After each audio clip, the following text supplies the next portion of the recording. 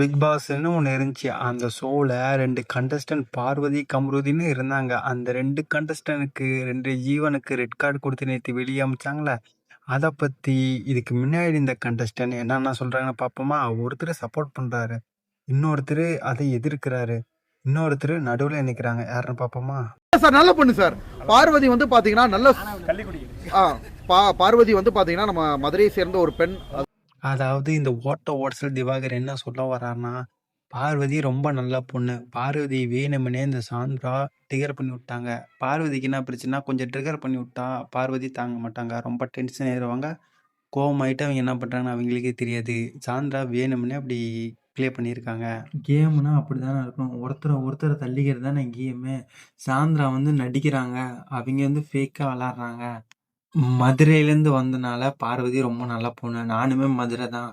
பார்வதி தப்பு பண்ணியிருக்க மாட்டாங்க அப்படின்னு சொல்றாரு தற்குறித்தனமா. இந்த மனுஷன் இதே மாதிரி தான் இதுக்கு முன்னாடி ஒரு சில சம்பவம்லாம் நடந்துச்சு.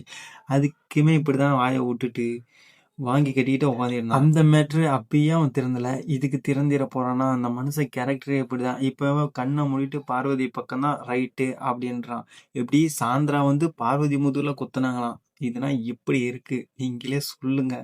இந்த பார்வதி தனியா இருக்கும்போது சாந்திரா தான் கூட போய் நின்னுட்டு பக்கபலமா கூடயே இருந்தாங்க. அப்படியாப்பட்டவங்களே இவ காலில் எட்டி ஓச்சு தள்ளுறான்னா இவ மைண்ட் செட்டு எப்படி இருக்கும்?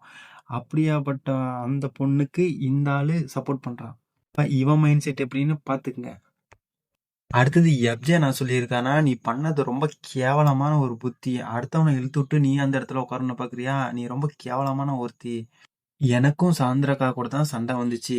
அது ஒரு கேமா தான் பார்க்கணும். ஆனா இந்த மாதிரினா எதுவும் நாங்க பண்ணலையே அப்படின்னு அப்ஜே சொல்லியிருக்காரு. அது மட்டும் இல்ல, விக்கல் விக்ரம்ஸ் அவரு இருக்க வீட்டுக்கு உன்னை இழுத்து போட்டாருன்னா நீ தாங்குவியா?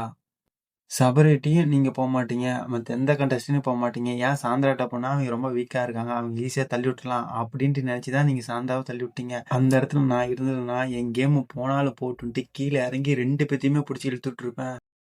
வினோத் அண்ணா வந்துட்டு பேசிருக்கும் போது சொல்லியிருப்பாருன்னு நினைக்கிறேன். எஃப்ஜே கரெக்டா தான் சொன்னேன் அப்படின்னு. வினோத் அண்ணா மிஸ் பண்ணலாம்னா நானும் பயங்கரமா மிஸ் பண்றேன். நான் உள்ள இருந்து வச்சுக்கோங்க, கண்டிப்பா இந்த கேமே நான் வேற மாதிரி மாத்திருப்பேன்.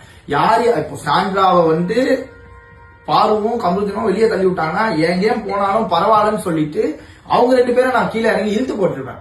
இழுத்துட்டு சண்டை போடணுமா? சண்டை கூட போட்டிருப்பேன். ஏன் யாருக்கு சண்டை போட தெரியாதா? எனக்கு தான் போட தெரியும், உங்களுக்கு தான் போட தெரியும், எல்லாருக்கும் தான் போட தெரியும் அப்படின்ட்டு ரொம்ப ஆக்ரோஷமா பேசியிருக்காரு. இந்த விஷயத்துல எப்ஜே செம பர்ஃபெக்டா பேசியிருக்காரு. கமருதீனை சப்போர்ட் பண்ணுறீங்க அப்படின்னு நான் சொல்கிறீங்க. நான் யாரையும் சப்போர்ட் பண்ணல. ஈவன் சாண்ட்ராக்கு நடந்தது எனக்கு ரொம்ப கஷ்டமாக இருந்தது. பட் எனக்கு என்னன்னா, இன்னைக்கு பார்வதி கமருதீன் இப்படி நடந்துக்கிறாங்க, கமருதீன் தப்பாக பேசுகிறாரு, பார்வதி வந்து பேடாக பேசுகிறாங்க, சாண்ட்ரா வந்து லைக் கொஞ்சம் வேர்ட்ஸ் எல்லாம் விட்டாங்க அப்படின்னா இந்த வார்த்தைகள் எல்லாம் இந்த வீட்டில் பேசக்கூடாதுன்ட்டு இந்த கண்டெஸ்டன்ஸ் கண்டெஸ்டன்ஸ் எல்லாரும் ரொம்ப லாங் பேக்கே ஸ்ட்ராங்காக நின்று இருந்தாங்கன்னா இன்னைக்கு பார்வதிக்கோ கமருதீனுக்கோ ஒரு தைரியம் வந்திருக்காது ஒருத்தவங்க இப்படி தள்ளி. அடுத்தது வியானா என்ன சொல்ல வராங்கன்னா, இது நீங்க முன்னாடியே இந்த மாதிரி பேசும்போது நீங்க கிள்ளி போட்டிருக்கணும். அப்பனா விட்டுட்டு இப்போ வந்து நீங்க பெரிய விஷயமா ஆக்குறீங்க அப்படின்ற மாதிரி சொல்லியிருக்காங்க. ஸ்டார்டிங்லனா இதே கமருதீன் எல்லாத்தையும் மரியாதை இல்லாம போடி வாடின்னு பேசியிருக்காரு. அப்பனா நீங்க விட்டுட்டு இப்போ இந்த விஷயத்துல கெட்ட வார்த்தை இந்த மாதிரி பேசிட்டு இருக்கனால இதை ஒரு பெரிய விஷயமா ஆக்கி பேசுறீங்க.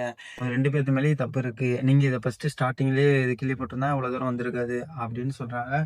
இது இல்லாம இது இல்ல. அதனால என்ன நம்ம பண்றோமோ அதுக்கு ஆப்போசிட் தான் வரும் அப்படின்ட்டு 2 பக்கமும் பேசியிருக்காங்க. இதுல உங்களோட கருத்து என்னன்ட்டு கமெண்ட் பண்ணுங்க.